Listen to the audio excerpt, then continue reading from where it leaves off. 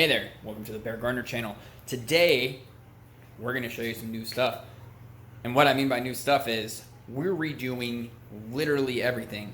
We're going to make a video today on how to start a garage garden. And you might be thinking, well, you've already got your garage garden started.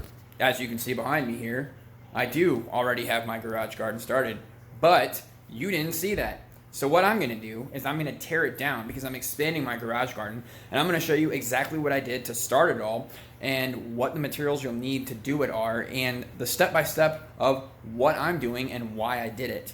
So we're going to go ahead and start that today, and I'll show you that I have a lot of stuff going on in here.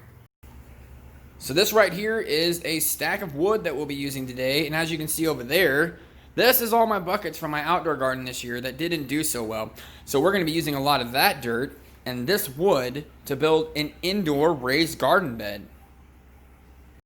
As you can see, I have added about 4 more foot to my indoor garden, my garage garden, and built some shelves over there to store all the stuff that you don't care about. And over here is where my old setup was, and you can see how small and narrow this was. And we're going to be expanding this. That all over there is going to get torn down on the left that you see. And this here on the right is going to get repurposed and completely shortened. And I'll go into detail about what that is and what we're going to be doing with it. So stick around and watch, and hopefully you'll learn something about starting your own indoor garden.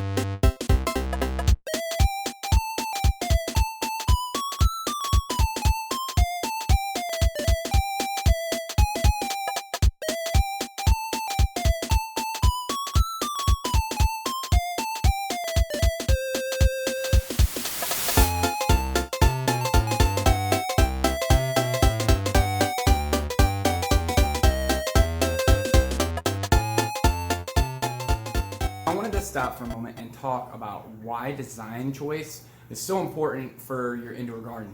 Simply because of the fact that I'm having to take this back apart right now, and let's just say you were moving and this isn't your forever house and this isn't going to be your forever house, and the whole reason that you're doing this in your garden is because you're renting or you can't have a garden outside or whatever the case might be.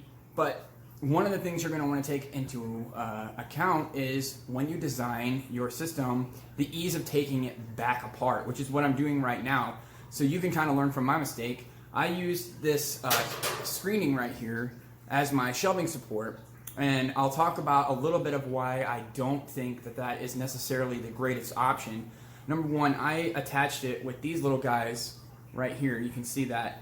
It's just a little staple, and I'm taking it apart with just a regular flathead screwdriver that I don't mind damaging because I have a bunch of them laying around. But one of the things that this is incredibly hard to take back apart. So if you need to take it apart in a hurry and get it somewhere else, or you're moving, or you've just decided to change the design of your layout like I have, because there's a few things that I don't like about this setup, and I'll talk about that here in just a second. But it's just ease of putting things together and taking them back apart. So we're going to be going through a little bit of that as we start to redesign and rebuild the garage garden in the next video. But for the teardown part of it, this is kind of important because this is very time consuming. It's frustrating. You bust your knuckles up, and the screening just isn't as supportive as I was hoping it was going to be. It sags, so you'd have to put a lot more of the support braces in there. And I just overall wasn't very happy with it. What I was going for is the ability to drain through the screening, but the problem with that is I already had issues with it damaging a light, which I'll show you in a little clip right here of the light that was damaged. And it was because the watering went through the screen and got onto the light below. So safety-wise, that was probably a bad design choice. But again, that's only things that you learn by doing it, which is why I'm such a big advocate of just doing things. But if you're on a tight budget and you fry a $45 to $175 light because you were watering and it went right through your screen and broke your light, then that's a big deal to you, because you may not have the $30 to $175 laying around for you to just replace that, which is one thing that I didn't like about this design. It also isn't very expandable, as in if I have tall plants, this isn't very easy to just move them up and down and design light systems and stuff that move up and down. So as my trees got bigger, as my plants get bigger, there's just not enough upwards expansion room. So that's something I'm taking into account as we move forward. So enjoy the rest of this teardown video, and I'll talk a little bit more at the end about why we're changing things. See you then.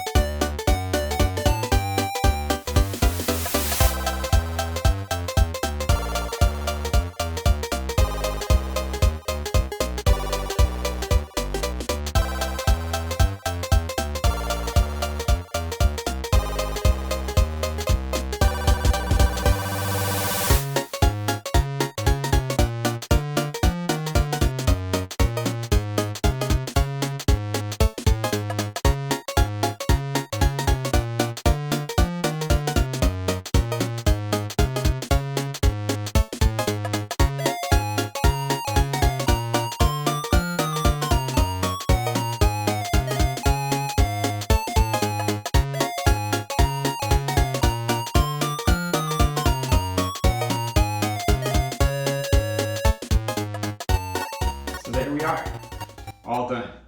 Everything's torn down. And yeah, we're gonna use a lot of that to rebuild our new setup here in just a few minutes. So we will see you in the next video.